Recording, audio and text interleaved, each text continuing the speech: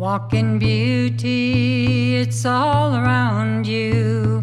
Walk in beauty, let love surround you. Walk in beauty, make it around you. Walk in beauty. So hello and welcome. This is our fourth class for the Beauty and Power series, and I'm so joyous to be with you. I would love seeing all of your faces as I record this and see the faces of those who can join us. I really call up and bring up in my heart all of your faces, all of your hearts, everything, so that we're all here together. And we know from White Buffalo Woman that we are joined, and our conscious intent to join is really important. So whether you're right here with me in this very moment, or we're together in another way through the replay, I'm very much holding you in my heart and so glad that you're with me. So I just want to say a little prayer as we begin. Just kind of clearing away with this eagle feather, clearing away anything we don't need now. We're here. We can be present, fully present, clearing away any of the stuff that's going on out and around, because the point of power is in this present moment. So we need to be here when we're here and growing and learning and gaining as much as we can in this moment. And so, Creator, I ask that I be a hollow bone to bring through the highest and finest information that will serve these beautiful ones who are here with me. And let it, Creator, be more than my words. Let it be something deeper, vibrationally, and of the heart, and of the true intelligence of life itself, deeper than I could possibly even speak. So I ask that you take all of this beautiful vibration, this harmony, this song that's coming through, and place it in the hearts and the bellies and the wombs of everyone, and allow that to grow as a beautiful seed that supports their life in very, very, very many ways, surprising and delightful ways. So, Great Mother, Father, we are so thankful for this good day, and we begin in thankfulness. Oh, I'd like to begin today. Well, our whole day, really, our whole time together today is about the arising feminine power. And I'm going to start out taking you with me on a vision quest that I did at Bear Butte, South Dakota.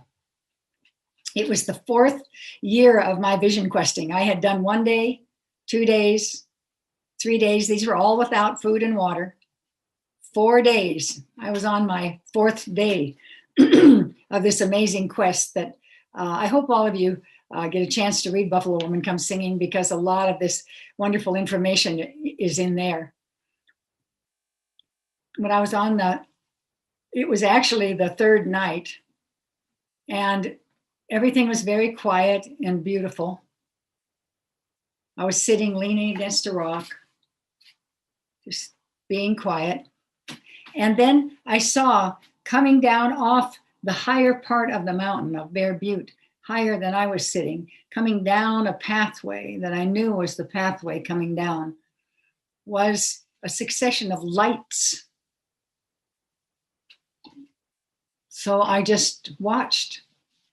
And that, as they came down and got closer to me, I could see that each of those lights was a grandmother, an old, beautiful woman carrying a light.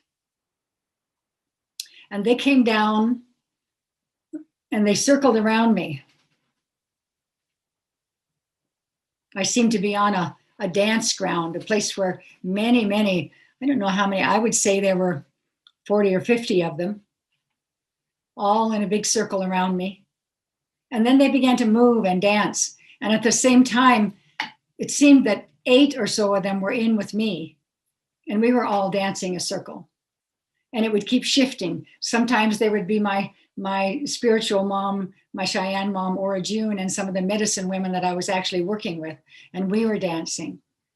And then sometimes it was younger women, sometimes people in my medicine circle, sometimes people I didn't know, white-haired, beautiful, long white hair, these exquisite women, all of us dancing together. And at the very end, there was a quiet moment. And from coming up the trail, running, was my dear friend from, I lived in San Francisco at the time, and she was in school with me there, with her long hair blowing back. She was a junior Miss America, beautiful gal. She comes running up, always late, just like Diane always was. She comes running up and kind of stands in the stroke like, oops. And as soon as things quiet again, she opens her hand and allows a white dove to go up toward the moon. They said her name is Moon Dove. And then everything faded. So it's interesting when one has those kind of visions. I wasn't thinking about the feminine. I wasn't thinking about women. I wasn't thinking about anything like that. And yet here this incredible feminine, ancient wisdom kind of energy came to me. And a lot of what I experienced in those kind of quests was that I just stayed with that. I was taught to just have that inside myself, almost like put it in my womb and let it gestate, let it become whatever it might. And the more I walked into my life, the more I understood that what was being said is that the primacy of the feminine, that the feminine needed to come forward, that the feminine is coming forward, that paying attention to the feminine is very powerful.